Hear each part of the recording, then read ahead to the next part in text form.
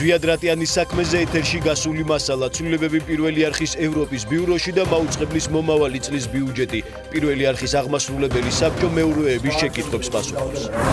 საქართველოს პრეზიდენტი არსებულ ნარკოპოლიტიკას აკრიტიკებს, რა მიმართულებით შეიძლება შეიცვალოს შეწყალების მექანიზმის დებულება. პირველმა არხმა ყველაზე ხანგრძლივი სტაჟის მქონე თანამშრომლები დააჯილდოვა. მოგესალმებით, თქვენ უყურებთ მოამბეს 18 საათზე. რომელ პრიორიტეტულ მიმართულებებზე და როგორ დაიხარჯება საზოგადოებრივი მაუწყებლის მომავალი წლის ბიუჯეტი? საკითხს პირველი არხის აღმასრულებელი საბჭო მეურვეებთან განიხილავს. ანა ბროლაძე გვერდება თემის დეტალებით პირდაპირ ეთერში. ანა, ხომ არ დასრულებულა შეხვედრა? არა, ამ წუთებში სამეურვეო საბჭო აზუსტებს ციფრებს და მონაცემებს, რომელიც არის გაწერილი 2018 წლის ბიუჯეტში. საზოგადოებრივი მაუწყებლის ბიუჯეტი მომავალი წლისთვის განსაზღვრულია 50,555,577 ლარით და სულ ცოტა ხნის წინ გენერალურმა დირექტორმა გააკეთა განცხადება, რომ იმ ფონდზე, როდესაც მუდმივად საყვედურობენ ამ მონაცემებს საზოგადოებრივ მაუწყებლებს, იმ შემთხვევაში თუ დავაკონვერტირებთ ამ თანხას იმ ვალუტაში, ევროში მაგალითად, რომლითაც ხდება ტექნიკის შესყიდვა, შეიძლება ითქვას, რომ გასულ წლებთან შედარებით ეს მონაცემები არის შემცირებული. კიდევ ერთი განცხადება გააკეთა ვასილ მაღლაფერიძემ სულ ცოტა ხნის წინ სამეურვეო საბჭოს ხდომაზე ხელფასებთან დაკავშირებით აღნიშნა, რომ იმდენად დაბალია სახელფასო ანაზღაურება არხზე, რომ რასაც არ უნდა შეეხოს, რითაც არ უნდა დაიძოგოს თანხები, პრიორიტეტი იქნება აუცილებლად ხელფასების ზრდა და ამ ნაწილში დაზოგვა თანხის. არ მოხდება, ვინაიდან აუცილებელია, რომ მაუწყებელმა შეინარჩუნოს ხარისხიანი კადრები, თანამშრომლები, რომლებიც არ უნდა გადაწონოს კონკურენტების მაღალმა ხელფასებმა. თქვენ შეგიძლიათ მოისმინოთ ის განცხადებები, რომელიც ამ წუთებშიც კეთდება და საუბარი ეხება 2018 წლის ბიუჯეტს, როგორც უკვე აღვნიშნე.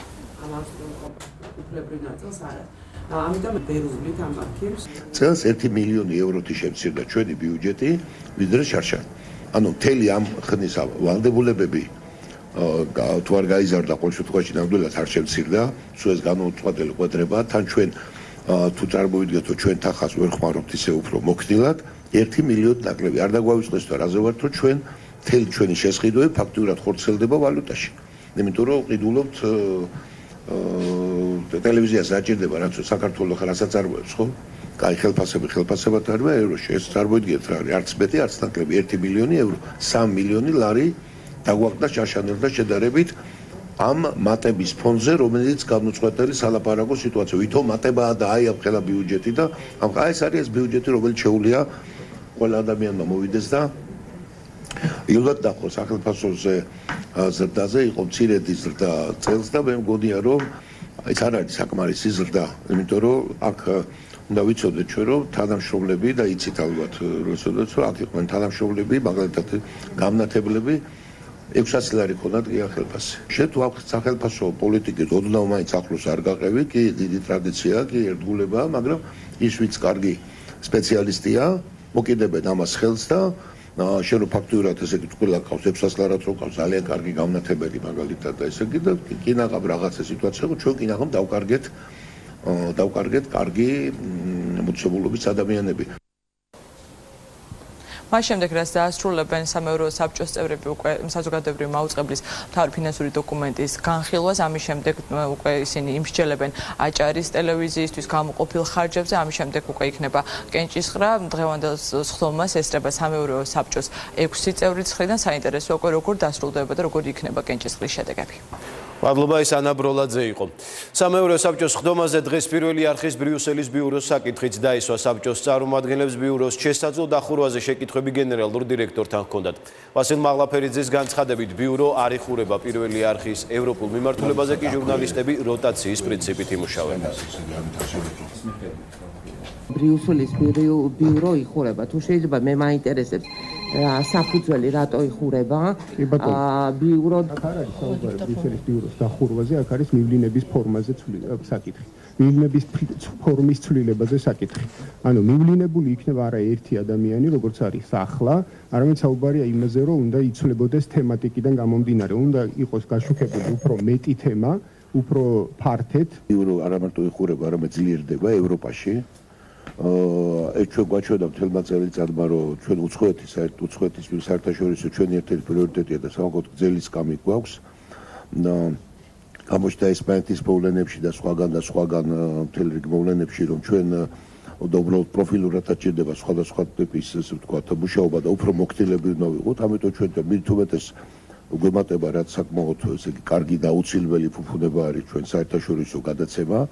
სწორედ ამიტომ გადასტა რომ ეს არის როტაცია სწორედ, მათ შორის როგორც ხდება ჩვენთან რასაკვირველია ისე Facebook-ით არის რომ შეხურება და ესე და სოლიდარობა ეწყება არაფერი რასაკვირველია ქალბატონსაც აქვს, ქარდავასაც აქვს ჩოლურად შეთავაზება და ჩოლურად რჩება, უბრალოდ ეს რომ მოქცილი იყოს და მაქსიმალურად მოიცვა ჩვენი შესაძლებლობიდან გამომდინარე მთელი ევროპა და ჩვენი რეგიონები ძალიან აქტიურად ვიყავით ამაში ჩართული, ეს გავაერთიანებთ და რასაკვირველია ეს იქნება როტაცია. როდესაც საზოგადოებრივმა აუწყებელს აქ 50 მილიონი პირიქით ჩვენ არათუ უნდა დაგვეხურა ბიურო ბრიუსელის, არამედ უნდა მაქსიმალურად არ დაგვიხურავს ბიურო თქო პირიქით ხო გავაფართოვეთ ხო დახურვა კი არ არის პირიქით ევროპის ბიუროს გაძლიერებაა და უნდა მოიცვათ არა მარტო ერთი არამედ ბევრი ადგილი.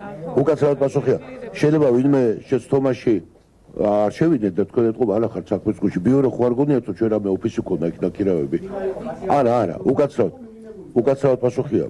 ახლა ამას კაი გაგებით გეუბნებით ახლა მასწავლეთ რა იყოს ბინა იყო რომელიც ადაბ ჟურნალისტი ცხოვრობდა და ბინის ქირაობას რამე ოფისი კი არის ხო იქ საუბარი 360,000 ჯდებოდა ბიუროსი კი არა აი ბინის ქირაობა და ეს ყველაფერი და ეს იქნება გამოყენებული კონკრეტულად მიზანმართულად საქმეზე ეს ცხოვრების ხარჯი და ამაზე იყო ჩვენ გადავთვალეთ ეს თვითონ მივლინება და როგორ იქნება ისე გეუბნებით ძალიან გძელი სკამი გვაქვს და ძალიან ლოგიკური არის ელემენტარულად და პირიქით უნდა დასრულიყო აქამდე საკითხი რომ ჩვენ სადაც შეგვიძლია გამოვიყენოთ 6 იქ რატომ გამოვიყენოთ 1. წყებელი იმ ფონდს, როდესაც სახელმწიფოს აქვს მნიშვნელოვანი გამოწვევები, ან დასავლური პროპაგანდა, არა მარტო ეს, უამრავი თემა, როგორ მუშაობს რუსული პროპაგანდა საქართველოში, მათ შორის ის რომ სახელმწიფოს აქვს გაცხადებული ნება, რეფერენდუმზე არის მიღებული გადაწყვეტილება, რომ კი ბატონო, მათ შორის ამ ფონდზე, ამ ბიუროს დახურვა არის აბსოლუტურად გაუმართლებელი. ეს არის ძალიან ცუდი პოლიტიკური მესიჯი. მით უმეტეს თუ გავითვალისწინებთ ბრიუსელი არა მარტო ევროკავშირი, არამედ ნატო შტაბ-ბინა არის იქ და მე მიმაჩნია რომ დღეს ბრიუსელის ბიუროს დახურვა არის არასწორი. ევროპის ბიურო კი არ დავხურე და მე გთხოვთ რომ ამას ნუ გავიმეორებთ თუ ამის მართლა არა გვაქვს რომ ესე იგი პოლიტიკური მიზანი, თუმცა მე ვერავის ვერ დაუშლი, შეიძლება ვიღაცა აპირებს ამაზე პოლიტიკური მომავლის ესე ვთქვათ აწყობას და ვთქვათ ამ ლოზუნგების გაჟღერებას. არამედ ჩვენ შეგვიძლია ჩვენი გძელის კამიდან ძალიან კარგად ვიმუშაოთ გერმანიაში, ძალიან კარგად ვიმუშაოთ საფრანგეთში, ძალიან კარგად ვიმუშაოთ ბრიუსელში, ძალიან კარგად ვიმუშაოთ იმაში, რასაც დაგეგვასაუთ. რასაკვირველია, ეს ყველაფერი წინასწარ იგეგმება და მთელი ამის ლისი არსებობს და გადაცემები რო თქვით, გითხარით რომ საერთოდ გადაცემა შემოგვაქვს, რომელზეც ახლა არ მინდა თქვა იმისი არ იყოს პირდაპირ ეთერში ვისაუბროთ, რომელიც ძალიან საინტერესო იქნება და რომელიც ბევრი კუთხით იქნება სიახლე ქართულ ტელესურსეთში და იქნება ბიუროზე მეც ვაკეთებთ არა? ეს თემა არის მიღებული ეკონომიკური და პირველ რიგში ხარისხობრივი გენელიდან გამომდინარე. მესამე საკითხი მხოლოდ იმიტომ კი პასუხობ პოლიტიკურზე, რომ ჩემს ასაცილებლად უნდა გამეცა პასუხი. ევროპა არ არის მხოლოდ ბრიუსელის ბიუროკრატია. ჩვენ თქო ლაპარაკობთ პოლიტიკურ მესიჯზე, ევროპასთან ინტეგრაციაზე. ის რაც ყველაზე მეტად აკლია ქართულ ტელესურსეთს, ეს არის ის მართლა რაც ხდება ევროპაში და არა მხოლოდ დედაქალაქებში. ამისთვის საჭირო არის მობილური ჯგუფები, რომლებმაც რაღაც გარკვეული ზონები იციან, იმიტომ რომ მაგას ვამბობ ზუსტად რა, რომ ჩვენ არ ვიცით როგორ ცხოვრობენ იქ ადამიანები. ამას არავინ არ აჭუხებს და ჩვენ თუ გვინდა რომ გავაშუქოთ მხოლოდ ბიუროკრატია, რასაც ამბობს. კი ბატონო, მაგრამ ამიტომ არის სწორედ ზუსტად რომ საქართველოში მოსახლეობას შესაძლოა არც ისე კარგი წარმოდგენა აქვს და ესე იმარჯვებს სწორედ ეს ყმადაღებული რუსული პროპაგანდა, რომელზეც მე მოვისმინე საუბარი. ერთი კი არა, 6 იყოს თქო ამასო. ეხლა პასუხი ესე იწყება და ამიტომ ხურავთ. კი არ ხურავ, 6 იყოს თქო ამბობ. მაუწყებლის სამეურვეო საბჭოს დღევანდელი სხდომა სპეციალური განცხადებით გაიხსნა. საბჭოს თავმჯდომარე მაუწყებლის ეთერში პოეტ ზვიად რატიანის საქმეზე გასულ ვიდეო მასალასთან დაკავშირებით ბორდის უარყოფითი პოზიცია არხის მენეჯმენტს გააცნო. მაუწყებლის გენერალური დირექტორის თქმით, ის სრულად იღებს პასუხისმგებლობას პირველი არხის ეთერში გასულ ყველა მასალაზე.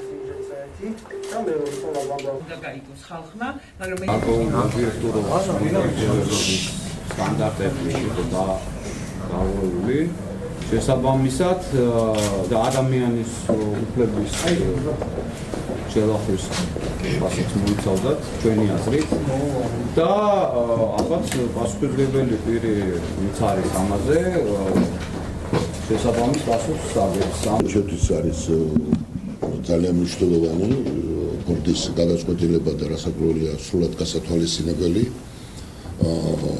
ცხადია არც ერთ ნორმალურ ადამიანს ეს აჟიოტაჟი არ მოეწონება და არ მოეწონებოდა და მე ერთი ვიღებ სრულად ამ პასუხისმგებლობას შიგნით რაც მედის ნებისმიერ შემთხვევაში ეს როგორ მოხდა და რა მოხდა ეს არის ჩემი მე ესე მიმაჩნია ჩემი სრული პასუხისმგებლობა მე ერთი ვიღებ პასუხისმგებლობას ბორდის წინაშე ამავე დროს კარგია რომ ჟურნალისტები აქ არიან და იწერენ და მე არ ვიცი როგორ გავა მე მაქვს ჩემი დამოკიდებულება ამ სიუჟეტის მიმართ ეს არ არის დადებითი ნამდვილად უნდა გითხრათ მაგრამ ამავე დროს უნდა გითხრათ რომ სიამოვნებით შეუშვერთ თავს იმ პირველ ქვას რომელიც აიღებს და მესვრის ტელევიზია პირველი არქივს მოქმედებდა იმ სტანდარტით რომელიც არის დადგენილი და უნდა გითხრათ რომ ის რაღაც სატეხილი არის ერთი ამბავი მე შემიძლია წარმოგიდგინოთ ეს გაუშვა აბსოლუტურად ყველა არხმა რომელსაც ახლა მე ვაძლევ ახლა ამ თუთში ინტერვიუს თუ პრესკონფერენციას მათ შორის გაბონტურის წერილო პირველ არხი ადებდა იმ ცნობილ გამონათქვამს არ გავიმეორებ იმ სიგნალს და აქ არის არქივი რომელიც ამას უშვებდეს სიგნალის გარეშე და მათ შორის ჩვენზე ადრე ის რომ ჯერჯერობით დაბალი ყურებადობა გვაქვს და ესე ვთქვათ ჩვენ კოლექტიურად გარკვეულ ადამიანებთან ეს გადაიფარა და ისე წარმოჩინდა რომ ეს პირველ არხმა გაარჩელა და დააპირაჭირა და არის მისი ესე ვთქვათ ჩვენ როგორც ამას ახავეთ ეს უბრალოდ სიმართლეს არ შეეგებება. Აში გამოიხატება ეს პასუხისმგებლობა და რა ფორმით ვნახავთ ჩვენ ამ პასუხისმგებლობის აღებას ერთი და მეორე მოსაზრება მე ვნახე 6 საათიანი მოამბის სიუჟეტი იქ საუბარია რომ საზოგადოებრივ მაუწყებელმა მოითხოვა და მიიღო ეს ინფორმაცია. სხვა არხებზე როგორ გავიდა და რა გავიდა ეს ნაკლებად საინტერესოა ამ წუთში ჩვენ საუბრობთ საზოგადოებრივ მაუწყებელზე გასულ სიუჟეტზე. საზოგადოების დიდი ინტერესი რომ ასა იყოს იქ გაუშვეს მხოლოდ ნაწყვეტი და საზოგადოებრივ მაუწყებელი ისევე როგორც სხვა ტელევიზიები მე ამას ვიტყვი კი არ უსაუბრებ მოქმედებდა ამაში სხვა ტელევიზიების უშუალოდ იმიტომ რომ არის რაღაც სატელევიზიო ქმედების ლოგიკა რომელიც შემოშვებია ბუნებრივია გამოითხოვეს საიდანაც გაუშვეს მხოლოდ ნაწილი სიგნალით დადებული ამას ხავს უსვამს სიგნალით დადებული და ეს იყო და ეს ამავე დროს უნდა გითხრათ მე ხალხზე კი არ გავდივარი ეს გავიდა ხუთივე ტელევიზიაში მედის პირდაპირი ბულინგი ისე რომ სიმართლე აირჩევა დასამართლოზე იურისტები ბრძანებით რომ ყველას თავისი რომ მიესწროს მე ისე ვეკითხებით რომ დარც მინდა ჩამოვთვალო და მე მგონი თვითონ არიან ტელევიზიები და თვითონ გაუშვებენ გეუბნებით რომ გარდა ორი ტელევიზიისა ყველა ტელევიზიაში ეს გარდა ორი ტელევიზიისა ყველა ტელევიზიაში გავიდა ყველა ის ამბავი სრულიად ღიად რაც იწვევს და მე არ დავიწყებ ამის ტირაჟი და მას გამოიწვია მე არ შევდივარ განხილვაში სწორი იყო თუ არ იყო სწორი ახლა და ამის განხილვა დღეს არ არის ხო მეგონებით რომ ეს გავიდა ყველგან რატომ იმიტომ რომ ესე ჩათვალეს ჟურნალისტებმა საჭიროდ რომ ისინი აწვლიდნენ ინფორმაციას ესე ჩათვალისმაც საჭიროდ და ესე ჩათვალა არაერთმა არამედ 5 ტელევიზიის ჟურნალისტებმა იმ პასუხისმგებლობას ავიღებ ბატონ სულღა რასაც საჭიროდ ჩავთვლა და რასაც ბორდი გადაწყვეტს იმ პასუხისმგებლობას ავიღებ ფონზე როდესაც საზოგადოებრივ მაუწყებელმა ეთერში არ გაუშვა პრემიერ-მინისტრის გინება პარლამენტში იმ ფონზე სხვა კომერციულმა არხებმა რა გაუშვეს ზვიადრატიანის საქმესთან დაკავშირებით ამისი მოტანა ფიქრობ რომ უხერხულია საზოგადოებრივ მაუწყებელს ეს გაუშვა მე შემიძლია აქვე დავაჭირო ხელი და უბრალოდ გარკვეულ სიტყვებს დააძო თუ საზოგადოებრივ მაუწყებელმა ეს გაუშვა და არაერთ გზის მაგრამ ის რომ Facebook-ში ადამიანები წერენ რომ საზოგადოებრივ მაუწყებელმა ესე თხრობიან ეს არ ნიშნავს ესეა მე შემიძლია რომ მორჩებდეს ყველაფერი განახოთ და მე ამ სიტყვებზეც ავიღებ პასუხს სასამართლომ პოეტი ზვიად რატიანი წარდგენილ ორივე ბრალდებაში სამართალ დარღვევად ცნოდა 2000 ლარის ოდენობით ჯარიმა დააკისრა. ბრალდების მხარე რატიანს ადმინისტრაციული კოდექსის 2 მუხლის დარღვევას ედავებოდა, რაც წვრილმან ხულიგნობასა და პოლიციისადმი წინააღმდეგობას გულისხმობს. სასამართლოს გადაწყვეტილებას წვრილმანი ხულიგნობის ნაწილში დაცვის მხარე ზემდგომ ინსტანციაში გაასაჩივრებს, რაც შეეხება პოლიციისთვის წინააღმდეგობის გაწევას. რატიანის ადვოკატები გადაწყვეტილების მისაღებად სასამართლოს განჩინების ჩაბარებას ელოდებიან. შეგახსენებთ პოეტის დაკავების დროს მოხდარ ინციდენტზე სამართალდამცავების მხრიდან უფლებამოსილების შესაძლო გადამეტებაზე გამოძიება გრძელდება. ერთის მხრივ საქმეზე მოკვლევას აწარმოებს თბილისის პროკურატურა, მეორეს მხრივ ფაქტს სწავლობს შინაგან საქმეთა სამინისტროს გენერალური ინსპექცია. პოეტი ზვიად რატიანი პოლიციას ფიზიკურ და სიტყვიერ შეურაცხყოფაში ადანაშაულებს. 290-იან და 291-იან რატიანის ცნობილი იქნეს სამართალ დარღვევად ადმინისტრაციულ სამართალ დარღვევათა კოდექსის 173-ზე 173 და მუდმივით გათვალისწინებული ქმედების ჩადენისათვის ნახევარმოწმეებს პირდაპირ დაგიხრათ, რომ საახალწლო დღეების გათვალისწინებით მიიღოს სამართალ მამაძეშვილი გადაწყვეტილება წინააღმდეგ შემთხვევაში სამართალდარღვევის ხასიათის გათვალისწინებით და საქმეში არსებული გარემოებების გათვალისწინებით გამოიყენებდა ადმინისტრაციულ პატიმრობას. როგორც ჩანს, სასამართლომ მობიერი გადაწყვეტილება მიიღო, იქიდან გამომდინარე, რომ ბატონმა ზვიადმა ფაქტობრივად აღიარა სამართალდარღვევა და სრულად გააცნობიერა სასამართლო პროცესზე. წვრილმანი ხულიგნობის ნაწილში ცალსახად დადგინა წინა პროცესს, რომ მოწმეების და წარმოდგენილი მტკიცებულებების ინფორმაცია იყო ურთიერთგამომრიცხავი და წინააღმდეგობრივი და შესაბამისად არ არსებობდა არანაირი საფუძველი ამ ნაწილში სამართალდარღვევის დადგენისა. ის რაცაც მეც ვაღიარებ და არც უარია მithქვავს არასდროს თუ გულისხმობდა ამ სასჯელს მივიღებდი. როგორც ადვოკატებმა მითხრეს, ეს არის გაცილებით მეტი ვიდრე მტკიცდებოდა. ჯერ არის სამხარაულის სახელობის ექსპერტიზის ბიუროს დასკვნა ჯერ არ აქვს მიღებული, იქ რაღაცა არის 5-დან 7 დღემდე და ეს არ გასულა. ზვადა და როცა ეს დასკვნაც იქნება, უკვე როგორც ხვდები, შეიკურება ეს დოკუმენტაცია. პროცესის პარალელურად საქალაქო სასამართლოსთან ზვიად რატიანის მხარდამჭერების საპროტესტო აქცია მიმდინარეობდა. მწერლებმა და პოეტებმა სასამართლოს ეზოში საკუთარი ლექსები წაიკითხეს. განცხადებები გაკეთდა გამოძიების ობიექტურად წარმართვის აუცილებლობაზე. ვიდრე პარლამენტის დეპუტატები ნარკოპოლიტიკის ლიბერალიზაციის საკითხზე შეთანხმდებიან, ქვეყანაში შეიძლება შეწყალების მექანიზმის დებულება შეიცვალოს. პრეზიდენტი არსებულ კანონმდებლობას აკრიტიკებს და ნარკოპოლიტიკის ლიბერალიზაციაზე სამოქალაქო ჯგუფების აქტივობას მიესალმება. ნათია ქენქაძე გვერდება თემის დეტალებით პირდაპირ ეთერში. ნათია, დღევანდელი შეხვედრის შემდეგ შეიძლება ვთქვათ თუ არა, რომ ნარკოდანაშაულისთვის ჯარდებულებს პრეზიდენტი უფრო აქტიურად შეიწყალებს? დიახ, შეიძლება ასე ვთქვათ, შეწყალების კომისიის თავმჯდომარე ზვიად ქორიძე არ გამორიცხავს, რომ შეწყალების მექანიზმის დებულება შეიცვალოს, თუმცა როდის და როგორ ეს უკვე სამუშაო პროცესში უნდა გაირკვეს. დღევანდელი შეხვედრის მთავარი შედეგი იყო ის, რომ მხარეები შეთანხმდნენ სამომავლო თანამშრომლობის გრაფიკზე. პირველი შეხვედრა უკვე გაიმართება იანვრის დასაწყისში შეწყალების კომისიის წევრებსა და ნარკოპოლიტიკის ეროვნული პლატფორმის წარმომადგენლებს შორის და მხარეები იმსჯელებენ თუ რამდენად არის შესაძლებელი, რომ პრეზიდენტმა თავისი უფლებამოსილების და მის ხელთ არსებული მექანიზმების ფარგლებში შეიწყალოს ნარკოდანაშაულში ბრალდებული, მსუბუქ ნარკოდანაშაულში ბრალდებული პირები. დღეს სწორედ ამ თხოვნით მივიდნენ ნარკოპოლიტიკის ეროვნული პლატფორმის წარმომადგენლები გიორგი მარგველაშვილთან. პრეზიდენტმა გააკრიტიკა ქვეყნის ნარკოპოლიტიკა, მან განაცხადა, რომ არსებული კანონმდებლობა ვერ იძლევა შედეგს და არანაირი ცვლილება ნარკომომხმარებლებთან ნარკოდანაშაულის კუთხით სტატისტიკაში არ არსებობს, ამიტომ ის მიესალმება და დადებითად აფასებს ამ ჯგუფის მუშაობას ნარკოპოლიტიკის ლიბერალიზაციის კუთხით და თვლის, რომ დეპუტატების მიზანიც უნდა იყოს უფრო ადეკვატური ნარკოპოლიტიკა შეიმუშაონ. გიორგი მარგველაშვილი თვლის, რომ თუ აკრძალვებს შედეგი არ აქვს, ეს აკრძალვები უნდა გაუქმდეს. ჩვენ დღეს ვხედავთ, რომ საქართველოში მუშაობდა და სამწუხაროდ მუშაობს ნარკოპოლიტიკა, რომლის შედეგიც უკეთესი ყოველ შემთხვევაში სტატისტიკის მაჩვენებლით არ არის, რომელიც აუბედურებს ძალიან ბევრ ადამიანს. როდესაც შენი პოლიტიკა უკეთეს შედეგს არ იძლევა, როდესაც ის აკრძალვები, სიმკაცრეები, რომელიც მოიფიქრე, შედეგს არ გაძლევს, ჯობია რომ ეს აკრძალვები მოხსნა და ჯობია ადამიანები თავისუფალი იყვნენ და ამ ადამიანებმა თვითონ გადაწყვიტონ თავისი ბედი. ჩვენ ვეძიებოდით პრეზიდენტთან შეწყალების შესაძლებლობას. შემხვედრი იყო პოზიციებიც, სამუშაო შეხვედრა დაიგეგმა იანვრის დასაწყისში და ფიქრობ, პირველივე შეწყალების ტალღაზე უკვე 2018 წელს გვექნება გარკვეული შედეგები. კომისიის წევრებსაც ჭირდებათ მეტი ინფორმაცია, წმინდა პრაქტიკული ხასიათის, რომლითაც ისინი შემდგომ გადაწყვეტილებებს უფრო თავისუფლად მოხდენ. შეიძლება ვისაუბროთ შეწყალების მექანიზმის დებულების ცვლილებაზეც, ოღონდ ეს ჯერჯერობით არის სამუშაო პროცესი. პრეზიდენტის მხრიდან პატიმრების შეწყალებას არ აქვს განსაზღვრული გრაფიკი და კონკრეტული წინასწარ დადგენილი თარიღები, თუმცა როგორც წესი ეს ემთხვევა დიდ დღესასწაულებს, შეწყალება განხორციელდა წინა საახალწლოდ. სავარაუდოდ შემდეგი ეტაპი იქნება უკვე სააღდგომოდ, თუმცა მოხდება თუ არა ამ დროისთვის.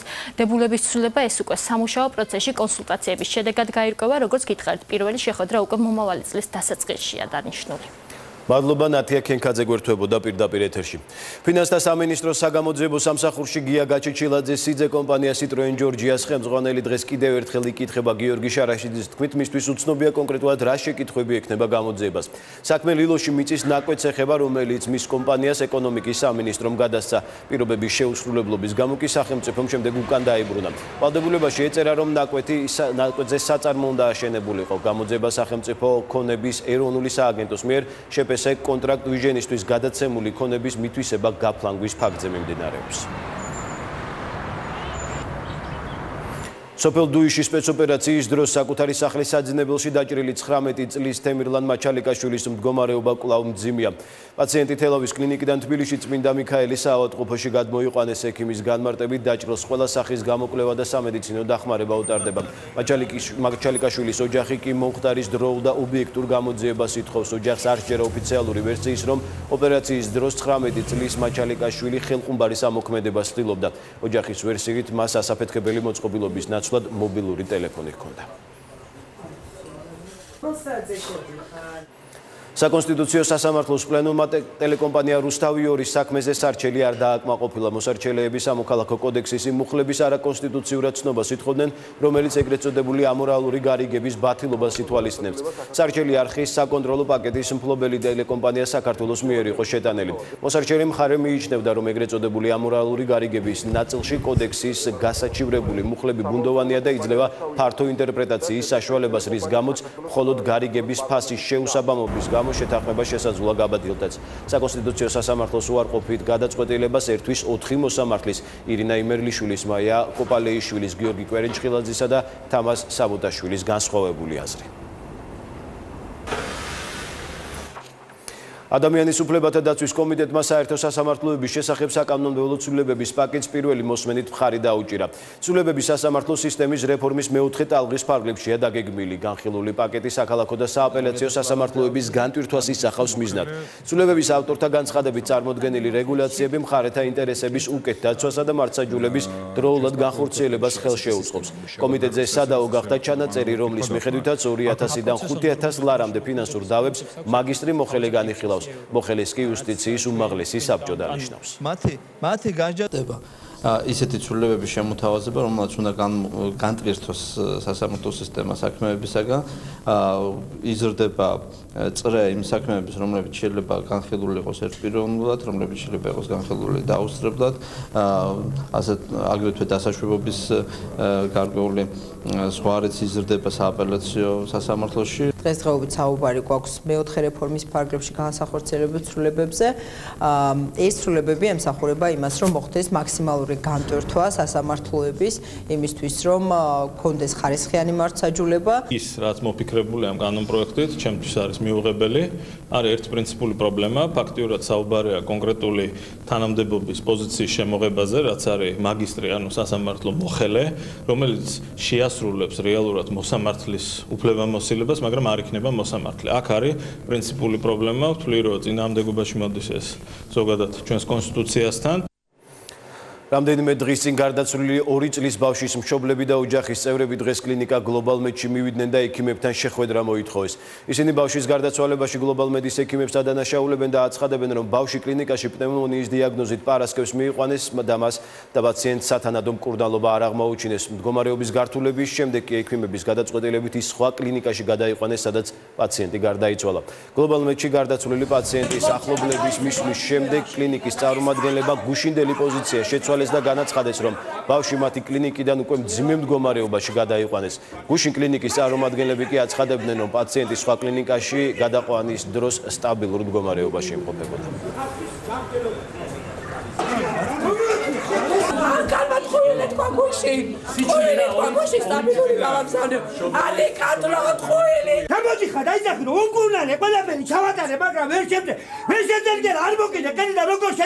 ბავშვი იმყოფებოდა ჩვენთან პარასკევს როცა შემოვიდა დილის 11 საათზე, გაიწერა შაბათს საღამოს 10:15 წუთზე.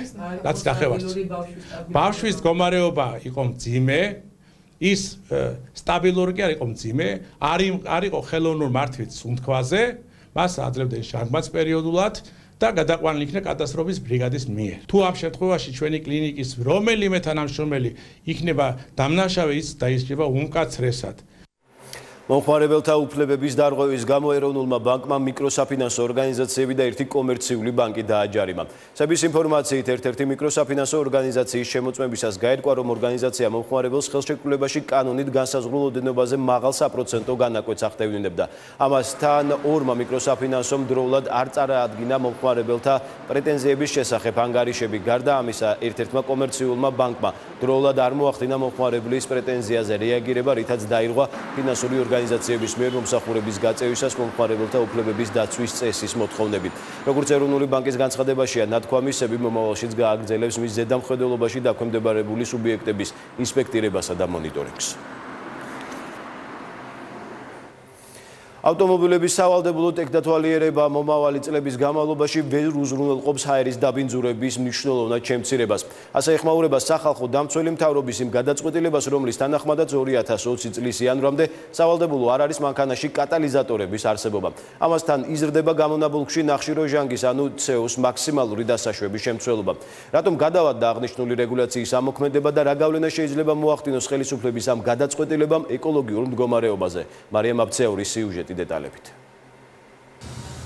ამ მოწყობილობით ავტომობილის მიერ გამოყოფილი აირები მოწმდება. სპეციალურ აპარატზე მიერთებით გინდება, აჭარბებს თუ არა გამონაბოლქვში მავნე ნივთიერების ნახშირჟანგის, იგივე CO შემადგენლობა ნორმას. ასევე მოწმდება აქვს თუ არა მანქანას კატალიზატორი, რომლის დანიშნულებაცაა ავტომობილის გამონაბოლქვში მავნე ნივთიერებების შემცირება. კატალიზატორის ფასი $200-დან იწყება და $1000-მდეც აღწევს. მისი ქონის ვალდებულება მძღოლებს დღეს არ აქვს და სწორედ ამის გამო ავტომობილების დიდ ნაწილს კატალიზატორი არ უყენია. CO-ს შემცველობა 0.2-ია, რაც აკმაყოფილებს ნორმას, 0.5-ზე მეტი არ უნდა იყოს და აი ლამდა აჩვენებს 1.5-ს. ეს არის საკმაოდ მაღალი კოეფიციენტი, 1.1-ზე მეტი არ უნდა იყოს. აქედან შეიძლება დარწმუნა გამოვიტანოთ, რომ კატალიზატორული კონვერტორი არ მუშაობს, ან ფიზიკურად არ აქვს. მიუხედავად იმისა, რომ ავტომობილების ტექნათვალიერება 2018 წლის 1 იანვრიდან ამოქმედება, კატალიზატორის ქონა მხოლოდ 2020 წლის 1 იანვრიდან გახდება სავალდებულო. ეკონომიკის სამინისტროში აცხადებენ, რომ მათ მძღოლებს 2 წლიანი პერიოდი მისცეს, რათა საკუთარი ავტომობილები ტექნიკურად მოამზადონ. გარდამავალ 2 წლიან პერიოდში კი CO-ს დასაშვები ნორმა 0.5%-დან 0.8%-მდე გაიზრდება. ეს კი ავტომობილების ინსპექტირების ორგანოების ასოციაციის თავმჯდომარის თქმით შერბილებული ვარიანტია და ევროდირექტივის მოთხოვნებს ეწინააღმდეგება. მოწდება CO-ს შემცველობა, ტყვიაზე ცალკე არ მოწდება გამონაბოლქვი, თუმცა შეიძლება ითქვას, რომ ეს ნორმაც, ცოტა ლოიალური ნორმაც არის საკმარისი იმისთვის, რომ მნიშვნელოვნად გაუმჯობესდეს ეკოლოგიური მდგომარეობა. კატალიზატორის დაყენების ვალდებულების გადავადებასა და CO-ს შემცველობის დასაშვები ნორმის გაზრდა სახალხო დამცველიც ეწინააღმდეგება. აპარატში მიიჩნევა, რომ ეს გადაწყვეტილება ისედაც მძიმე ეკოლოგიურ გარემოზე კიდევ უფრო უარყოფითად იმოქმედებს. სახალხო დამცველის პოზიცია ერთდროულად რამდენიმე საკითხს ეხება. ერთი არის ზოგადად აღნიშნული პროცესის გადავადება დროში და მეორე ეს არის ძალიან შერბილებული სახით ამოქმედება. ყველაზე დიდი დამაბინძურებელი არის გოგირდი და ყველაზე დიდი დამძებური არის მძიმე მეტალები, რომელიც გვხვდება, მათ შორის ტყვია. დაბინძურების აცილებისთვის არის საჭირო კატალიზატორი. ავტომობილების რაოდენობა ქვეყანაში 1.200.000 აღწევს. რამდენ მათგანს არ აქვს კატალიზატორის სტატისტიკა არ არსებობს, თუმცა ექსპერტების აზრით ავტოპარკის უმრავლესობას ეს მოწყობილობა არ გააჩნია. კატალიზატორების შეძენაზე მძღოლებმა უახლოესი 2 წლის განმავლობაში უნდა იზრუნონ. 12 ადამიანის სიცოცხლე მსხვერპლა ხანძარს ნიუ-იორკში, ბრონქსში დაღუპულთა შორის მცირეწლოვანი ბავშვია. 4 ადამიანის მდგომარეობა ამ დრომდე კრიტიკულია. მსხვერპლის შესახებ ინფორმაცია ქალაქის მერმა დაადასტურა. ცეცხლის საცხოვრებელ სახლს გაუჩნდა ხანძრის გამომწვევი მიზეზი ამ ეტაპზე უცნობია. ნიუ-იორკში ბრონქსის რაიონში 5 სართულიან საცხოვრებელ სახლში ხანძარი 19 საათზე გაჩნდა. მეხანძრეები ადგილზე 3 წუთში მივიდნენ. 160 ადამიანი 2 საათის განმავლობაში ცდილობდა ხანძრის ჩაქრობას. ცეცხლის შენობის პირველ სართულზე გაჩნდა და როგორც ამბობენ ძალიან სწრაფად გავრცელდა. სამაშველო ჯგუფებმა ადგილზე მისვლისთანავე ადამიანების ევაკუაცია დაიწყეს, თუმცა მსხვერპლის თავიდან აცილება ვერ შეძლეს. დაღუპულია 12 ადამიანი, მათ შორის 1 ახალშობილი. ქალაქის მერი ბოლო 9 საუკუნის განმავლობაში ნიუ-იორკის ისტორიაში ასე ტრაგიკულ შემთხვევას ვერ იხსენებს. დღეს ბრონქსის მაცხოვრებლებმა საყვარელი ადამიანები დაკარგეს. ეს ხანძარი ბოლო 9 საუკუნის განმავლობაში ყველაზე ტრაგიკული შემთხვევაა. ამ წუთებში საავადმყოფოში რჩება 4 ადამიანი. მათი მდგომარეობა კრიტიკულად მძიმეა. ცეცხლი ჩამქრალია. გამომძიებლები ცდილობენ გაარკვიონ, რამ გამოიწვია ხანძარი. ჯერჯერობით ოფიციალური ვერსია არ არსებობს. New York Times-ის ინფორმაციით სახლი 1916 წელსაა აშენებული. მას 20 კვარტალი ჰქონდა, დღეს 20-ვე დამწვარია. ხანძარს ებრძვიან ლოს-ანჯელესშიც, იქ დღე იწვის. გავრცელებული ინფორმაციით ცეცხლი ადგილობრივი დროით 8 საათზე გაჩნდა. ჯერჯერობით მოსახლეობის ევაკუაცია არ განხორციელებულა. ადგილზე მეხანძრეები საგანგებო რეჟიმში მუშაობენ. შეიძლება ითქვას, რომ წელს ამერიკელი მეხანძრეებისთვის მძიმე წელი იყო. მათ არაერთხელ მოუწიათ ცხელ წერტილებში ამ სიტყვის პირდაპირი მნიშვნელობით საგანგებო რეჟიმში მუშაობა. დეკემბრის დასაწყისში კალიფორნიაში ტყეში გაჩენილ ხანძარს მეხანძრეები რამდენიმე დღე აქრობდნენ. ცეცხლმა ასობით შენობა გაანადგურა. ათასობით ადამიანი იძულებული გახდა საკუთარი სახლი დაეტოვებინა. ხანძარს კალიფორნიაში ოქტომბერშიც ებრძოდნენ სტიქიამ სულმცირე 1500 სახლი გაანადგურა და იღუპა 44 ადამიანი, ასობით დაშავდა. მათგან 124 მეხანძრე იყო. ხანძარი იმდენად ძლიერი იყო, რომ მისი დანახვა კოსმოსიდანაც იყო შესაძლებელი. წელს საერთო ჯამში ამერიკაში ხანძრების შედეგად მიყენებული ზარალი მილიარდობით დოლარს აღწევს. 15 ადამიანის სიცოცხლე იმსხვერპლა ცეცხლმა მუმბაის ცენტრში 20-ზე მეტმა კი დაზიანებები მიიღო. ხანძარი კომპლექს კამალა მილში გვიან ღამით გაჩნდა. ადგილზე, სადაც ოფისები და რესტორნებია განთავსებული. ცეცხლმა მთელი შენობა რამდენიმე წუთში მოიცვა. გამოძიების წინასწარი ვერსიით ხანძარის გამომწვევი მიზეზი მოკლე ჩართვა გახდა, რომელიც ავარაუდოდ პირველ სართულზე განთავსებულ ღამის კლუბში მოხდა. ადგილზე რამდენიმე სახანძრო ეკიპაჟი ამ დრომდეა მობილიზებული. პირველი არხი ხვალ 30 დეკემბერს 61 წლის ხდება. თარიღთან დაკავშირებით საზოგადოებრივ მაუწყებელში დღეს საზეიმო ღონისძიება გაიმართა. სპეციალური საჩუქრები გადაეცა თანამშრომლებს, რომლებიც მაუწყებელში უკვე 40 წელზე მეტია მუშაობენ. მათ ტელევიზიაში გადადგმული პირველი ნაბიჯები გაიხსენეს, მადლობის სიგელები სულ 46 თანამშრომელს გადაეცა. ახალი წელიც მოდის დაბადების. ამ ტელევიზიაში არიან ადამიანები, რომლებსაც მუშაობის ძალიან დიდი სტაჟი აქვს. დაჯილდოვდებიან ადამიანები, ვისაც 40 წელზე მეტი უმუშავია. ჯერ სტუდენტი ვიყავი, კიდევ როცა ჩვენმა ლექტორმა წამომიყვანა სამუშაოდ ტელევიზია სულ 3 წელს გახსნილი იყო. ორ თვეში გახდება 57 წელი. რაც მუშაობ ტელევიზიაში და რა თქმა უნდა ჩვენთვის ძალიან დიდი დაფასება არის დღევანდელი შეხვედრა. მუშაობ უკვე 50 წელიწადია 1967 წლიდან. ჯერ ვიყავი რიგითი რეჟისორი, შემდეგ მთავარი რეჟისორი. მაქვს არაერთი სპექტაკლი დადგმული როგორც ტელევიზიაში, სატელევიზიო სპექტაკლები, ისე რადიო სპექტაკლები. ყველა სიახლეს 7 ენაზე გაეცანით ერთი ტივიჯიზე მოამბეთ 18 საათზე კი დღეს ამით დასრულებულია. გმადლობთ რომ გვიყურებთ.